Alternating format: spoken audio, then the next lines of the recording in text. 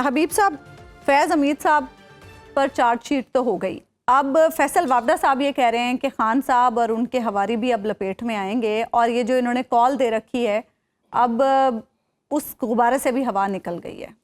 بنیادی بات تو یہ ہے کہ جنرل فیض حمید صاحب کی جو کارروائی ان کے خلاف شروع ہوئی ہے اور جو ان کا احتساب شروع ہوا ہے، یہ پاکستان میں نہایت ہی خوشائند ایک چیز ہوئی ہے۔ اچھا، اس کی وجہ یہ ہے کہ پاکستان کے اندر عام طور پر یہ تاثر دیا جاتا تھا کہ اگر آپ جنرل بن گئے ہیں تو جنرل بننے کے بعد آپ ہر قسم کے احتساب سے بالا تر ہیں۔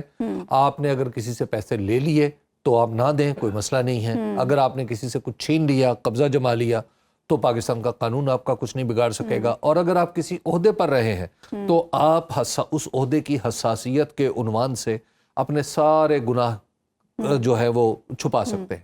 تو ایک تو یہ ہے کہ پاکستان کی فوج میں یہ ایک رسم پڑ جانا، یہ روایت پڑ جانا کہ آپ D G I S I جیسے طاقتور عہدے پر ہوتے ہوئے بھی احتساب سے بالا تر نہیں ہوتے، یہ بہت بڑی بات ہے، اور پاکستان کے اندر اس سے احتساب کو فروغ بھی ملے گا۔ جنرل فیض حمید صاحب کے اوپر متعین الزام تھا کہ انہوں نے ایک ہاؤسنگ سوسائٹی کے مالک کے گھر پر حملہ کیا، یا اس سے پیسے ایکسٹورٹ کیے، یا اس کو مجبور کر کے اپنے فائدے میں استعمال کرنے کی کوشش کی۔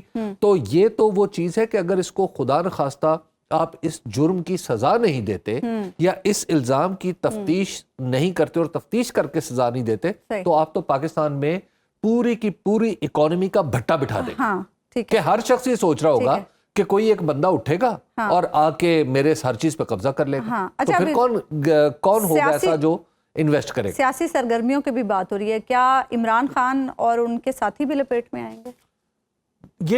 یہ کوسچن ہے، اسے آپ کہیے کہ ملین ڈالر کوسچن ہے۔ اگر آپ پہلی پریس ریلیز دیکھیں جو اگست میں آئی تھی، تو اس کا جو دوسرا حصہ تھا اس میں سیاست کا عنوان تھا جی، اور آج اگر دیکھیں تو آج بھی وہ دوسرے حصے میں سیاست کا عنوان ہے۔ پہلی جو پریس ریلیز تھی، اگر میں صحیح طریقے سے اس کو یاد کر رہا ہوں، تو اس میں کہا تھا کہ انہوں نے آرمی ایکٹ کی خلاف ورزی کرتے ہوئے پولیٹیکل سرگرمیوں میں حصہ لیا ہے، جی، حالانکہ 2 سال تک نہیں آپ اور 2 سال تک آپ نہیں لے سکتے۔ تو آج کی جو پریس ریلیز ہے اس کا دوسرا حصہ یہ بتاتا ہے کہ 9 مئی سے جڑے ہوئے معاملات اور ملک میں انتشار پھیلانے کی جو کوششیں ہوئیں، اس حوالے سے ان کے امکانی لفظ وہاں پہ نہیں ہے کہ ان کے امکانی کردار پر تفتیش جاری ہے۔ جب تفتیش جاری ہے تو لہٰذا حتمی طور پر یہ کہنا کہ وہ کسی چیز میں ملوث تھے، یہ تو بہت مشکل ہے۔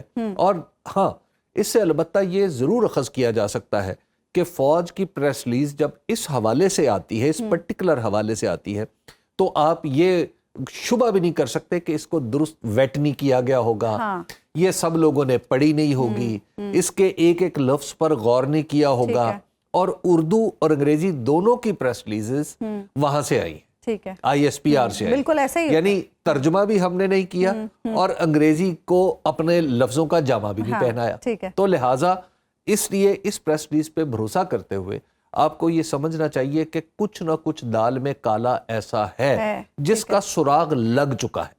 فوج جیسے ادارے سے آپ یہ توقع نہیں رکھ سکتے کہ وہ محض الزام لگائے گا پہلے اور ثبوت بعد میں اکٹھے کرے گا۔ جو فوج کے اندر سسٹم چلتا ہے اس میں ثبوت پہلے اکٹھے کیے جاتے ہیں اور اس کے بعد الزام کی ہلکی سی ہوا دی جاتی ہے۔ تو آج بھی میں سمجھتا ہوں کہ سم ہاؤ جو فوج کا طریقہ ہے کورٹ آف انکوائری کا، اس میں شاید کچھ شواہد ایسے ہوں گے جو لیڈ کر سکتے ہیں ان کے ملوث ہونے میں 9 مئی کے واقعات میں، لیکن آگے چل کے صورتحال بدل بھی سکتی ہے، اسی لیے احتیاط کا مظاہرہ کرتے ہوئے تفتیش جاری رکھنے کا کہا گیا۔ علی محمد خان صاحب، جو اس کو دوستی کا ہاتھ دیتا ہے وہ چھوڑتا نہیں ہے۔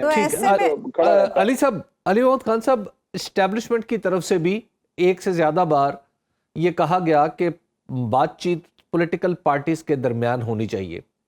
پی ٹی آئی اس موقف پہ رہی کہ نہیں، بات چیت صرف اسٹیبلشمنٹ سے ہونی چاہیے۔ پی ٹی آئی نے اب حجت تمام کی ہے، یعنی اب پولیٹیکل پارٹیز کے ساتھ، جو مخالف پولیٹیکل پارٹیز ہیں ان کے ساتھ راستہ کھولا ہے۔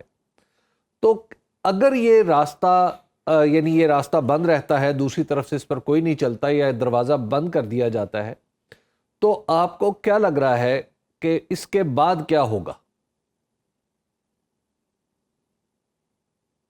देखिए हबीब साहब, माजी में हमने भी एंगेज नहीं किया। मेरे ख्याल में एंगेज करना चाहिए पॉलिटिकल फोर्सेस को, क्योंकि जब एंगेजमेंट बंद होती है तो वो जो खामोशी है, उस खामोशी का शोर फिर आपको पूरे पाकिस्तान से सुनाई देता है, और वो शोर ऐसा शोर है कि वो भी सुनना नहीं चाहता। वो शोर है लाकानूनियत का, वो शोर है अफरा तफरी का, वो शोर है मारामारी का, वो शोर है मैं ना मानू का, वो शोर है मैं का। ये मैं का शोर होता है जब आपस में बात नहीं करते, फिर अपनी मैं में पड़ जाते हैं। तो वो क्या था कि ना कर बंदिया मेरी मेरी ना तेरी, 4 दिन दा मेला दुनिया फिर मट्टी दी ढेरी। सोचें जरा 25 करोड़ अवाम रुल रही हैं, क्या खूबसूरत नाम है पाकिस्तान, और क्या खूबसूरत ख्वाब था पाकिस्तान, जो कि अब भी बन सकता है अगर हम अपनी थोड़ी सी असलियत पे वापस आ जाएं। हम क्या हैं? अली मोहम्मद खान साहब, बड़े बड़े लीडर बन जाते हैं, अभी हमें आपने कौम ये लीडरशिप देती है। कौम हमें कंधों पे बिठा के हमारी जिंदाबाद मुर्दाबाद करती है। उस कौम का हमसे ये तकाजा है कि आप थोड़ा सा मेहरबानी फरमाए, बैठ जाएं, हमारे मसलों का हल निकालें। हमारे बच्चे बेरोजगार हैं। अच्छा, अली मोहम्मद खान साहब, अभी आपने कहा नहीं है, हमारी रपट दर्ज नहीं होती, अभी नौकरी नहीं है, अली मोहम्मद खान साहब, अफलास है, और यहाँ अना की हमाला से लोग नीचे नहीं उतरते। तो अभी आपने कहा अगर इमरान खान साहब ने आपको एक अपॉर्चुनिटी क्रिएट की है, ये बहुत बड़ी बात है। तो आदमी ने बड़े दिल का मुजाहरा किया। अच्छा, यहाँ से तो अपॉर्चुनिटी मिल गई, लेकिन अली अमीन गंडापुर एक बात कर रहे हैं अली मोहम्मद खान साहब, वो ये है कि इमरान खान साहब के हवाले से ये बात भी हुई कि उन्हें पेशावर ले जाया जाएगा या उनकी रिहाई का मामला होगा। क्या ये बात भी ऑन कार्ड्स है? ज्यादा तो नहीं तफसील का मुझे पता, कुछ चीजों का हो सकता है हो, क्योंकि एहतजाज के दिनों में थोड़ा सा मैं उस एंगेजमेंट के करीब था, मैं डायरेक्ट नहीं था उसमें, मुझे नहीं पता डायरेक्ट एंगेजमेंट क्या थी। लेकिन मैं गौहर साहब के साथ 1-2 दफा अडयाला जाना हुआ, और कोशिश मेरी ये थी कि मैं उन कोशिशों का हिस्सा रहूं जो तसादुम को रोकें। बदकिस्मती से शायद अल्लाह को ये मंजूर था ना रोक सके, हो गया जो हुआ है, नहीं होना चाहिए था। लेकिन अब आगे क्या करें, क्या लकीर पीटते रहें? ये जो शहीदों का खून है दोनों हाथों पे है, सिविलियंस का भी है और रेंजर्स और पुलिस का भी है। ये कितना नुकसान हो गया मुल्क कौम का, कितना नुकसान हो गया। एक देखें, उस माँ से पूछें जो एक बच्चे को बड़ा करती है, ये मुझे आपको क्या पता इस दर्द का। वो तो जिसका लाल गया है ना, जो वर्दी में गया है, जो बगैर वर्दी गया, जिनके गया बिल्कुल वही जानते हैं। अच्छा, अली मोहम्मद खान साहब, फैसल वावडा साहब एक बात बड़े तवातुर से कर रहे हैं और मुसलसल हर फोरम पर, वो जिस प्रोग्राम में बैठते हैं, जिस फोरम पर आते हैं, वो एक ही बात कर रहे हैं कि खान साहब की जान को खतरा है, खान साहब की जान को खतरा है और मैं उन्हें बचाऊंगा। क्या इस बयान से पाकिस्तान तहरीक इंसाफ में कोई तशवीश है? मेरे ख्याल में खान साहब की जान को अंदर खतरा होना नहीं चाहिए, क्योंकि हुकूमत रियासत रिस्पॉन्सिबल है, सियासी इख्तिलाफ। लेकिन वो कह रहे हैं उनके हवारियों से ही खतरा है, पाकिस्तान तहरीक इंसाफ से ही खान साहब की जान को खतरा है, ये भी कह रहे हैं साथ में। देखिए, मैं अपनी बात पूरी कर पाऊं, देखिए बाहर तो फिर इंसान की अपनी जिम्मेदारी होती है ना। जैसे मैं अब बाहर हूं तो मेरी अपनी जिम्मेदारी है, हालांकि रियासत फिर भी मेरी रिस्पॉन्सिबल है। लेकिन जब मैं जेल में था, अडयाला था, जेलम था, पेशावर, मर्दान, जिधर भी था मैं, चक्कियों में इधर उधर, तो वो रिस्पॉन्सिबिलिटी थी उस वक्त हुकूमत पाकिस्तान की कि अली मोहम्मद जो है वो जिंदा सलामत रहे। इसी तरह खान साहब मुल्क के सबसे बड़े लीडर हैं, उम्मत मुस्लिमा के 3-4-5 चीदा नामों में से हैं। मैं समझता हूं उनका अंदर रहना जो है वो बहुत बड़ा बोझ भी है इस हुकूमत, इस निज़ाम, इस सिस्टम, इस रियासत पे, कि उनको ये भी इंश्योर करना है कि उनकी जान हर तरह से महफूज रहे। तो अब अंदर अगर उनको खतरा है तो डायरेक्ट क्वेश्चन मार्क होगा हुकूमत पाकिस्तान पे। अब अगर वो ये कह रहे हैं कि अपने किसी लोगों से है, तो मुझे नहीं पता, बगैर सबूत के तो मैं नहीं समझ सकता कि ऐसी कोई बात होगी। अगर उनके पास ऐसी कोई इंफॉर्मेशन है तो आम आदमी नहीं है, इमरान खान बड़े आदमी हैं, लीडर हैं मुल्क के, उनके अपने के वो लीडर रहे हैं, तो वाडा साहब को फिर वो इंफॉर्मेशन मैं समझता हूँ कि जिम्मेदार लोगों को देनी चाहिए। अगर कोई ऐसी बात है, मैं समझता हूँ कि कुछ जो जिंदगी से रिलेटेड मामलात हैं उसमें हम सबको बहुत एहतियात करनी चाहिए, ये हसास मामलात होते हैं। तो ये बताइएगा, एक कौमी हुकूमत की बात भी चलना शुरू हो गई है। आप ही के साबिक साथी फवाद चौधरी साहब ने तो एक मजमून भी लिखा है, क्या कौमी हुकूमत भी ऑन कार्ड्स है? क्योंकि कुछ इस तरह की बातें आ रही हैं कि पीटीआई भी हुकूमत में शामिल हो सकती है। मुझे इसका इल्म नहीं है, खान साहब से 2-3-4 दफा तो मैं गया हूँ, मुलाकात नहीं करने दी गई, मुझे थोड़ा सा रोक है, अभी मुझे नहीं मिलने दिया जा रहा, हालांकि मैं पहले लीगल टीम के हिस्से के तौर पे मैं जाता था। तो अभी हाल ही में 3-4 मुलाकात तो मेरी नहीं हुई, तो ये चीज मेरे नॉलेज में नहीं है। अगर किसी ने खान साहब से डिस्कस भी किया है तो बात अभी बाहर नहीं आई।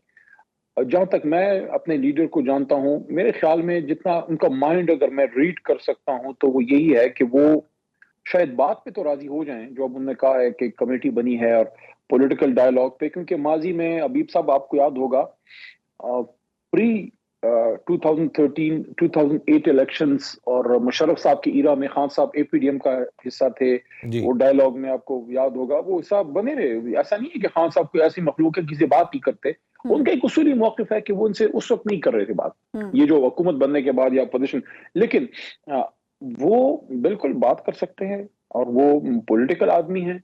लेकिन इन चीजों को अगर आप एक बड़े पैरामीटर पे फैला के देखें और उसका एक निचोड़ निकालने की कोशिश करें तो उसका निचोड़ तो वही है, 100 बातों की एक बात है कि ये कौम बड़ा पिस चुकी है और बड़ा सफर कर गई है और हम वो एक मंजिल एक तरह से खो बैठे हैं। हमने बहुत आगे जाना है, इस मुल्क का बहुत ताबनाक मुस्तकबिल अली मोहम्मद खान साहब, हम में बहुत कैपेबिलिटी है, लेकिन इस वक्त कुछ अनाओं की जंग है। अनाओं के हमाले से नीचे उतरें, पाकिस्तानियों का सोचें। इमरान खान इतनी तकलीफ के बाद भी आपको रास्ता दे रहा है, उस रास्ते को पकड़ें।